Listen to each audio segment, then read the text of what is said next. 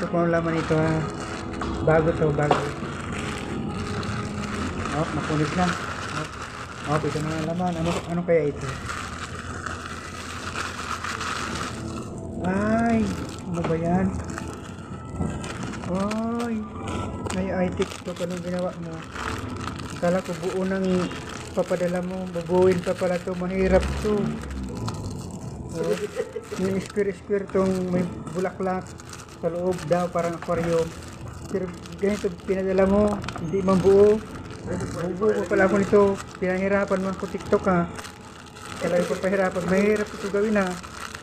TikTok, sa masunod, wag ka nang magpopost ng buo, yung hiwalay na, kasi ito pala, papadala mo, hiwalay oh, bubuin pa, mahirap to TikTok, palang ano, lulukuin ko sarili ko, pero salamat TikTok.